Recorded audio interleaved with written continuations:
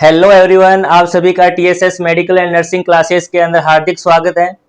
Students, अपन ने पिछली classes के अंदर डिस्कस किया था ए साइनोटिक कंजेनाइटल हार्ट डिजीजेस के बारे के अंदर, जिसके अंदर अपन ने पढ़ा था एएसडी क्या होता है, वीएसडी क्या होता है और पेटेंट डक्टस आर्टेरियोसिस क्या होता है। इन सब के बारे में अपन ने डिटेल से चर्चा करी थी, जो कि आपके आगामी होने वाले जो नर्सिंग ऑफिसर एग्जाम है उनके लिए काफी महत्वपूर्ण है।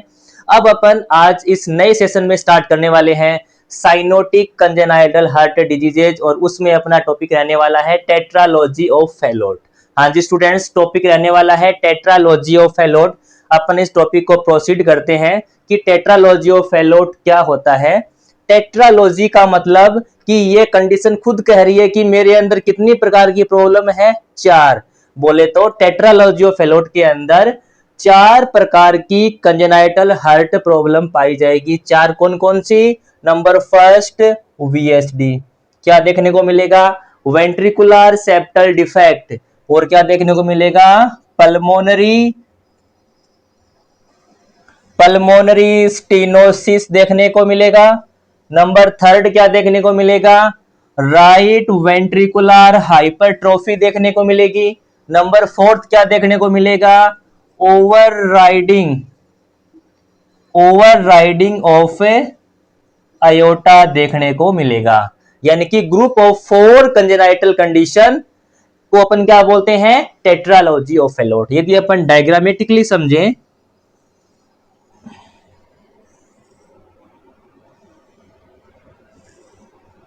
Right atrium, left atrium, right ventricle और लेफ्ट वेंट्रिकल।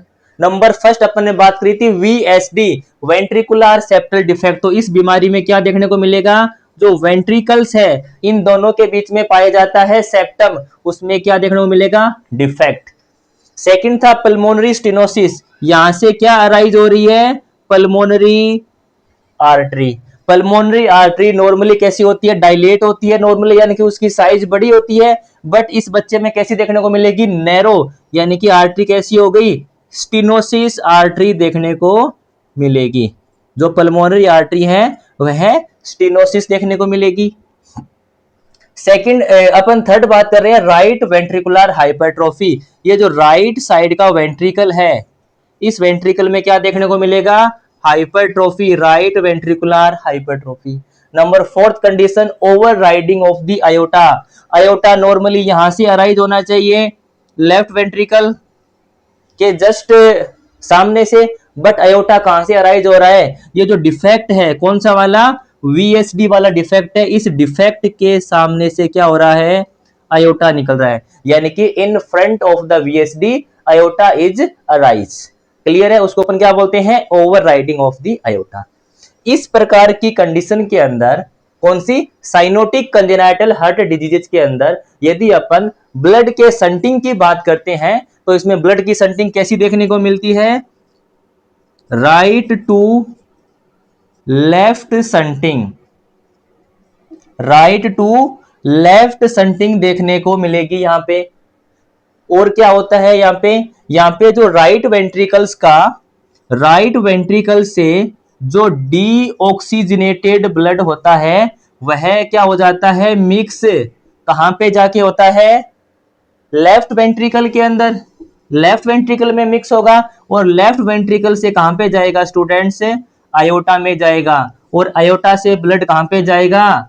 सिस्टेमिक सर्कुलेशन में। कहां पे जाएगा?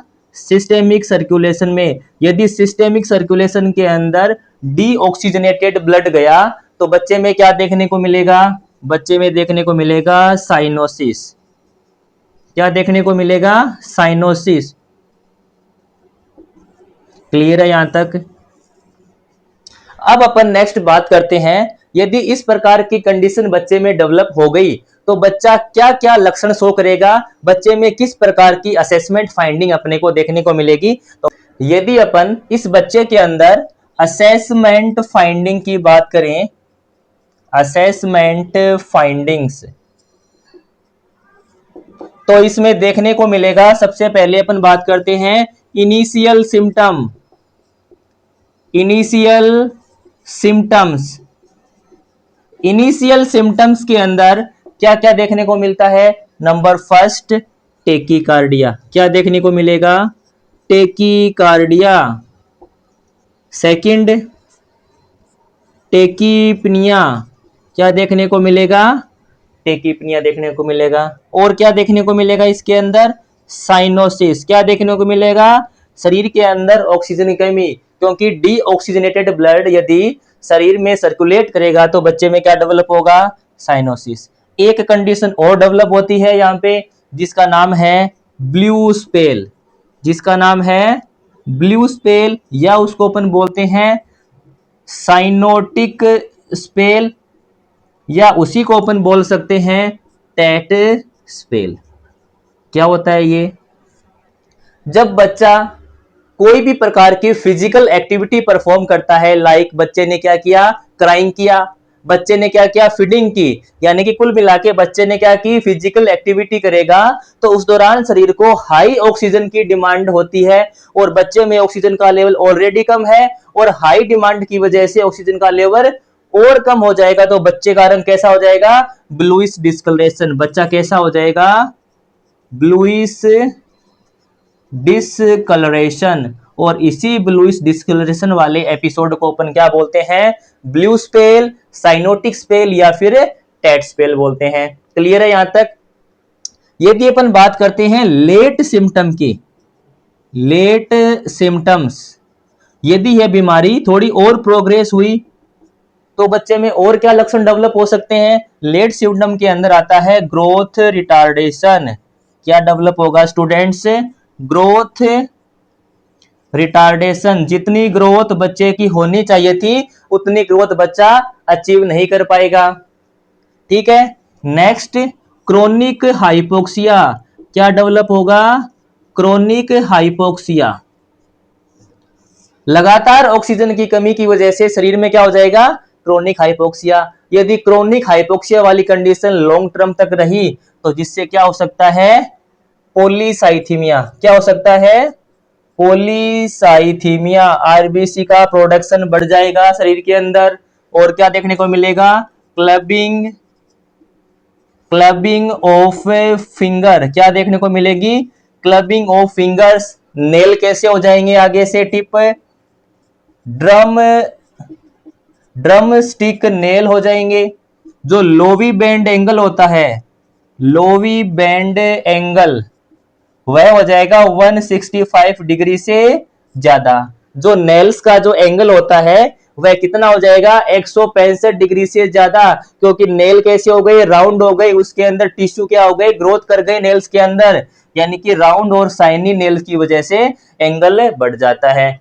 और कहां तक पहुंच जाता है? 180 डिग्री तक। नॉर्मल कितना होता है? 160 से लेके 165 डिग्री।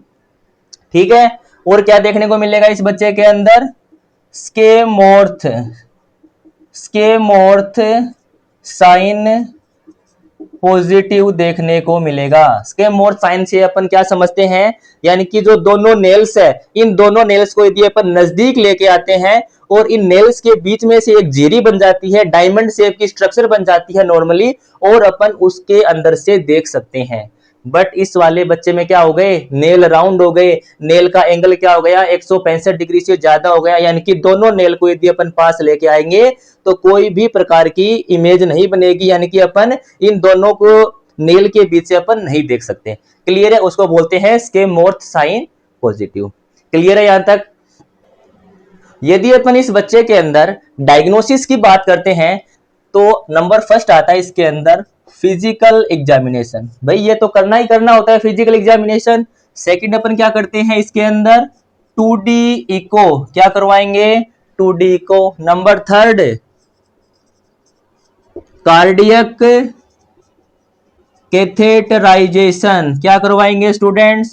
कार्डियक कैथेटराइजेशन करके देखेंगे कि कहां पे रुकावट है, कहां पे प्रॉब्लम है, हार्ट के किस एरिया के अंदर प्रॉब्लम है, और कौन सा कैथेटर काम में लेंगे? स्वान-गेंज कैथेटर। कौन सा कैथेटर? स्वान-गेंज कैथेटर काम में लेते हैं इसके अंदर। क्लियर है? इस कैथेटर को अपन कहां से इंसर्ट करवाएंगे? आर्टरी, पेरिफेरल आर्टरी के माध्यम से क्या करवाएंगे अपन? इंसर्ट करवाएंगे। ठीक है, यदि अपने को क्या देखना है, लेफ्ट साइड का हार्ट देखना है, यदि अपने को राइट साइड का हार्ट देखना है तो कैथेटर को कहां से इंसर्ट करवाएंगे अपन, पेरिफेरल वेन। पेरिफेरल वेन से कहां पे जाएगा, सब क्लेवियन वेन के अंदर। सब क्लेवियन वेन से कहां पे जाएगा, राइट एट्रियम में। राइट एट्रियम से कहां जाएगा, पूरे हार्ट के अंदर अपन विजुअलाइज कर सकते हैं, यानी कि राइट साइड वाले पोर्शन को विजुअलाइज कर सकते हैं। क्लियर है यहां तक। फिर आता है इसके अंदर की बच्चे में क्या डेवलप हो रही थी, टेट स्पेल या फिर ब्लू स्पेल वाली कंडीशन डेवलप हो रही थी।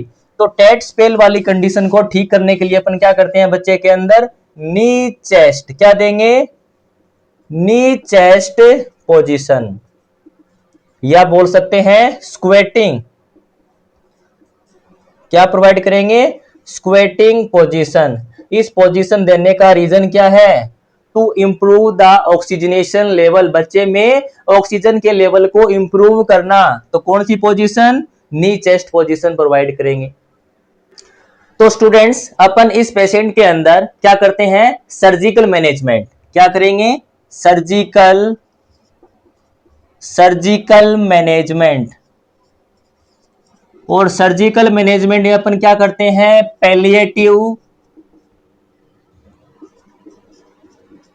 पैलिएटिव सर्जरी, क्या करेंगे, पैलिएटिव सर्जरी परफॉर्म करेंगे। और पैलिएटिव सर्जरी का एम क्या होता है, क्यों करते हैं, number first to improve oxygenation level, क्या करते हैं अपन, ऑक्सीजन लेवल को इंप्रूव करने के लिए। Second, to increase blood supply towards the lungs, यानी कि लंग्स की ओर क्या बढ़े, ब्लड सप्लाई बढ़े, ताकि अधिक से अधिक मात्रा के अंदर ब्लड का ऑक्सीजनेशन हो सके और पूरे सर्कुलेशन के अंदर ऑक्सीजन का लेवल बढ़े। यानी कि साइनोसिस के जो मतलब बच्चे में ऑक्सीजन का लेवल कम हो रहा है, साइनोसिस हो रहा है, उसको तो इंप्रूव करना है अपने को। तो इसका एम क्या है, टू इंप्रूव ऑक्सीजनेशन लेवल और to increase blood supply towards the lungs. इन सब को करने के लिए अपन क्या करते हैं, दो प्रकार के प्रोसीजर परफॉर्म करते हैं। नंबर फर्स्ट नाम है ब्लेलोक टाउजिंग संट, नंबर फर्स्ट है ब्लेलोक टाउजिंग संट और सेकंड का नाम है सानो संट। अब अपन बात करते हैं ब्लेलोक टाउजिंग संट क्या होता है। चलिएगा डायग्राम के थ्रू समझते हैं। ये बनाया अपन ने हार्ट, ये चारों चेंबर, ये राइट एट्रियम, ये लेफ्ट एट्रियम, राइट वेंट्रिकल और लेफ्ट वेंट्रिकल। ठीक है, अब क्या होता है इस संट के अंदर, ब्लेलोक टाउजिंग संट के अंदर अपन क्या करते हैं, यहां से निकल रही है कौन सी, सब क्लेवियन आर्टरी। ठीक है, और यहां से अराइज हो रहा है कौन सा, पल्मोनरी आर्टरी। तो अपन क्या करते हैं इसके अंदर, सब क्लेवियन आर्टरी और पल्मोनरी आर्टरी के बिटवीन क्या बनाते हैं, कनेक्शन। किन किन के मध्य, सब क्लेवियन आर्टरी एंड पल्मोनरी आर्टरी के बिटवीन क्या डेवलप कर देंगे, कनेक्शन।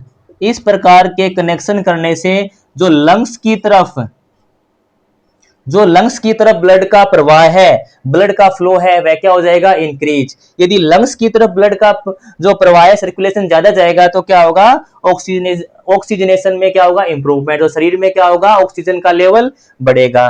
तो क्लियर है यहां तक। इसमें क्या करते हैं, सब क्लेवियन आर्टरी और पल्मोनरी आर्टरी के बीच में एक पाथवे क्रिएट कर देते हैं, एक कनेक्शन बना देते हैं, जिससे ब्लड का बाईपास हो जाता है सब क्लेवियन आर्टरी से पल्मोनरी आर्टरी के अंदर। क्लियर है। अब अपन बात करते हैं सानो संटिंग। तो चलिएगा इसको भी अपन डायग्रामेटिकली समझ लेते हैं। ये हार्ट हो गया, right atrium, left atrium, right ventricle और लेफ्ट वेंट्रिकल, सभी को पता है। इसमें क्या करते हैं अपन, यहां से अराइज होती है क्या, पल्मोनरी आर्टरी, और ये है राइट वेंट्रिकल। तो राइट वेंट्रिकल से एक पाथवे क्रिएट करेंगे और कहां पे जोड़ देंगे अपन? पल्मोनरी आर्टरी के अंदर। कहां पे जोड़ देंगे? पल्मोनरी आर्टरी के अंदर। तो क्या हो गया? ए पाथवे, ए पाथवे या बोले तो connection develop between right ventricle and pulmonary artery. इन दोनों के बिटवीन में एक पाथवे बना देंगे, एक कनेक्शन को डेवलप कर देंगे, तो इसको क्या बोलते हैं? सानोसेंट। जिससे क्या होगा? राइट वेंट्रिकल से आने वाला ब्लड पल्मोनरी आर्टरी के अंदर और ज्यादा जाएगा, क्योंकि यहां से तो स्टेनोसिस था, यहां से कम जा रहा था। अपन ने एक पाथवे और क्रिएट कर दिया ताकि अधिक से अधिक ब्लड लंग्स के तरफ जा सके और ऑक्सीजनेशन ज्यादा हो सके और सिस्टेमिक सर्कुलेशन के अंदर ऑक्सीजन का लेवल बढ़ सके, तो बच्चे में डिक्रीज साइनोसिस हो सके। क्लियर है यहां तक? यदि अपन बात करते हैं डेफिनेटिव मैनेजमेंट की, डेफिनेटिव मैनेजमेंट, इस बच्चे का पुख्ता इलाज क्या होगा? तो सबसे पहले क्या करेंगे अपन? क्लोजर दी वीएसडी, जो वेंट्रिकुलर सेप्टल डिफेक्ट है उसको पेच लगा क्या करना है? क्लोज करना है सर्जन के द्वारा। सेकंड क्या करेंगे इसके अंदर? सेकंड अपन करते हैं जो पल्मोनरी स्टेनोसिस है, उस स्टेनोसिस को क्या कर देंगे अपन? रिलीव कर देंगे, यानी कि पल्मोनरी डायलेशन। क्या कर देंगे? पल्मोनरी डायलेशन कर देंगे। यानी कि चार में से केवल दो कंडीशन को सुधारना है, बाकी की दो कंडीशन को सुधारने की कोई आवश्यकता नहीं है। क्यों? क्योंकि जो राइट वेंट्रिकल होता है, राइट वेंट्रिकुलर हाइपरट्रोफी होती है, वह ऑटोमेटिक सबसाइड हो जाएगी यदि वहां पे लोड कम होगा, वहां पे दबाव कम होगा। ठीक है, तो क्या होगा? जो राइट वेंट्रिकुलर हाइपरट्रोफी की है वह ऑटोमेटिक ठीक हो जाएगी। सेकंड है over riding of the aorta, वह कोई इतनी नुकसानदेह चीज है नहीं, यानी कि बच्चे में कोई तकलीफ नहीं पहुंचाएगी, तो उसको सेम ही रहने देते हैं, कोई बदलाव नहीं करते हैं। एक इस डिजीज कंडीशन के अंदर इंपॉर्टेंट बात यह थी कि इस बच्चे के अंदर किस प्रकार का हार्ट दिखाई देगा? जब अपन रेडियोलॉजिकल एग्जामिनेशन करेंगे तो हार्ट कैसा दिखाई देता है इसके अंदर? Boot shape, boot shaped heart. कैसा दिखाई देगा? बूट शेप हार्ट दिखाई देगा। क्यों दिखाई देगा? क्योंकि राइट वेंट्रिकुलर हाइपरट्रोफी के कारण। नेक्स्ट अपन बात करें ट्रांसपोजिशन ऑफ ग्रेट आर्टरीज, जो कि साइनोटिक कंडीशन है। इस वाली कंडीशन में क्या होता है कि जो दो मेजर ग्रेट आर्टरीज होती है उनकी पोजीशन क्या हो जाएगी स्टूडेंट्स? इंटरचेंज। कैसे? पल्मोनरी आर्टरी, पल्मोनरी आर्टरी की जगह पे क्या आ जाएगा? आयोटा। क्या आ जाएगा? आयोटा। और आयोटा की जगह पे क्या आ जाएगा स्टूडेंट्स? Pulmonary artery. यदि अपन डायग्रामेटिकली समझे,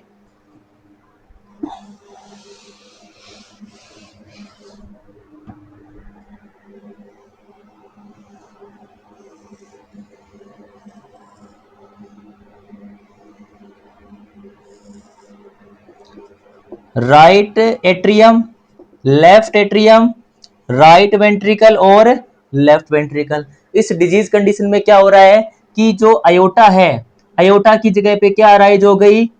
पल्मोनरी आर्टरी। क्या अराइज होगी स्टूडेंट्स? Pulmonary artery. जहां से पल्मोनरी आर्टरी निकलनी चाहिए थी वहां से क्या निकल रहा है? वहां से निकल रहा है अयोटा। यदि ऐसी कंडीशन होगी, इस प्रकार से दो ग्रेट आर्टरीज का ट्रांसपोजिशन होगा, यानी कि वो दोनों अपना स्थान बदल लेगी, तो बॉडी में क्या असर होगा? तो राइट एट्रियम से ब्लड आया राइट वेंट्रिकल में, राइट वेंट्रिकल से ब्लड कहां पे आया? आयोटा के अंदर। आयोटा से ब्लड कहां पे गया स्टूडेंट्स? बॉडी के अंदर। कहां पे गया? बॉडी के अंदर। अब बॉडी से ब्लड कहां पे जाएगा? अब बॉडी से ब्लड वापस राइट एट्रियम में आया। बॉडी से ब्लड कहां पे आया? राइट एट्रियम में आया। तो कुल मिला के ये हुआ कि जो डीऑक्सीजनेटेड ब्लड है वह सर्कुलेट होता रहा कहां पे? राइट वेंट्रिकल से अयोटा, बॉडी, फिर राइट एट्रियम, फिर राइट वेंट्रिकल। यानी कि एक ये क्या हो गया? सेपरेट सर्कुलेशन बन गया। क्या बन गया? सेपरेट सर्कुलेशन बन गया। इसमें दो सर्कुलेशन बनते हैं, एक तो ये सर्कुलेशन बना, दूसरा बना पल्मोनरी आर्टरी से ब्लड कहां पे गया, ब्लड गया लंग्स के अंदर। अब लंग्स से ब्लड कहां पे गया, पल्मोनरी वेन के द्वारा लेफ्ट एट्रियम में। अब लेफ्ट एट्रियम से ब्लड लेफ्ट वेंट्रिकल के अंदर, यानी कि इस साइड में क्या ब्लड है, ऑक्सीजनेटेड ब्लड सर्कुलेट कर रहा है। यानी कि दो सेपरेट सर्कुलेशन का डेवलप हो जाता है इस कंडीशन के अंदर। एक तरफ तो ऑक्सीजनेटेड ब्लड बहेगा जिसका क्या होगा, left atrium, left ventricle, pulmonary artery, lungs, वापिस से लेफ्ट एट्रियम। और इधर की तरफ राइट वेंट्रिकल से अयोटा, अयोटा से बॉडी, बॉडी से राइट एट्रियम, यानी कि दो सेपरेट सर्कुलेशन बन जाएंगे। यानी कि कुल मिला के शरीर को, बॉडी को ऑक्सीजन मिलेगा ही नहीं, शरीर ऑक्सीजन देख ही नहीं पाएगा, तो बच्चे में क्या हो जाएगा, ऑक्सीजन की कमी। इस प्रकार का बच्चा जिंदा नहीं रह सकता, इस प्रकार का बच्चा सरवाइव नहीं कर सकता। क्यों? क्योंकि उसमें ऑक्सीजन तो मिल ही नहीं रही। इस प्रकार के बच्चे को यदि सरवाइव रखना है, पेटेंट डक्टस आर्टेरियोसस होता है, इसको मेन करके रखना पड़ेगा, इसकी पेटेंसी को बनाए रखना पड़ेगा, ताकि कुछ अमाउंट के अंदर ऑक्सीजनेटेड ब्लड मिक्स होता रहे। क्लियर है? या साथ में इस बच्चे के अंदर कोई ना कोई प्रकार का डिफेक्ट प्रेजेंट होगा, या तो एएसडी होगा या फिर वीएसडी होगा, तो बच्चा जिंदा रह सकता है। कुल मिला के बात यह है कि यदि इस बच्चे में कोई भी प्रकार का डिफेक्ट मौजूद है, जैसे कि एएसडी, वीएसडी या फिर पेटेंट डक्टस आर्टेरियोसस है, तो बच्चा सरवाइव करेगा, अदरवाइज बच्चा नहीं सरवाइव करने वाला। फिर बात करते हैं अपन डायग्नोस्टिक इवैल्यूएशन की, किस प्रकार से पहचानेंगे, वही जो अपन प्रीवियस लेक्चर में पढ़ते आ रहे हैं। 2D को अपन क्या करवाएंगे, 2D को करवाएंगे, फिजिकल एग्जामिनेशन करने वाले इस बच्चे का, और क्या करते हैं, कार्डियक कैथेटराइजेशन किसके द्वारा, स्वानगंज कैथेटर के द्वारा करते हैं। और बाकी का जो भी मैनेजमेंट है वो जो अपन प्रीवियस क्लास में पढ़ते आ रहे हैं सेम टू सेम वही रहने वाला है।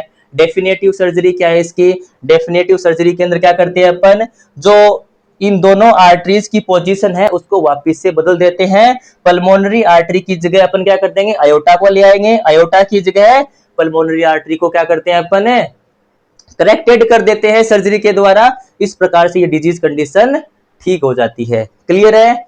नेक्स्ट अपन बात करते हैं नंबर 3 डिजीज कंडीशन, जो कि किसकी है, कंजेनाइटल। नेक्स्ट अपन बात करते हैं साइनोटिक कंजेनाइटल हार्ट डिजीजेस की तीसरी नंबर कंडीशन, जिसका नाम है इसेन-मेंजर सिंड्रोम। इसेन-मेंजर सिंड्रोम क्या होता है, यह एक प्रकार का कॉम्प्लिकेशन है। क्या है? एक प्रकार का कॉम्प्लिकेशन। इसेन-मेंजर सिंड्रोम एक प्रकार का कॉम्प्लिकेशन है, कौन सी डिजीज का, एसाइनोटिक कंजेनाइटल हार्ट डिजीजेस का। जो एसाइनोटिक कंजेनाइटल हार्ट डिजीजेस थी उनका क्या है, कॉम्प्लिकेशन क्या है, इसेन-मेंजर सिंड्रोम। यह क्यों डेवलप हुआ, ऐसा क्यों हुआ, यदि अपन समझते हैं। एसाइनोटिक के अंदर, एसाइनोटिक में क्या हो रहा था, ब्लड की संटिंग कहां से हो रही थी, यहां पे वीएसडी है, right atrium, left atrium. Acyanotic disease condition के अंदर ब्लड की संटिंग अपने को देखने को मिल रही थी कहां से, लेफ्ट टू राइट साइड के अंदर। ब्लड की संटिंग कैसी थी, लेफ्ट टू राइट साइड के अंदर देखने को मिल रही थी। एक टाइम बाद में क्या होगा, यहाँ पे राइट वेंट्रिकल का रेजिस्टेंस बढ़ जाएगा, और किसका बढ़ जाएगा, पल्मोनरी आर्टरी का। इस इंक्रीज रेजिस्टेंस के कारण क्या होगा, ब्लड का जो फ्लो है वह चेंज हो जाएगा। कैसा हो जाएगा, right to left blood shunt करने लग जाएगा। इस प्रकार की संटिंग होने को ही अपन क्या नाम देते हैं, इसेन-मेंजर सिंड्रोम। क्लियर है यहां तक? तो चलिएगा स्टूडेंट, आशा और उम्मीद है कि आप सभी को समझ में आया होगा। आप इसी तरह की बेहतरीन क्लासेस के लिए TSS medical and nursing classes को सब्सक्राइब करें, लाइक करें और बेल आइकन को दबाना ना भूलें। धन्यवाद।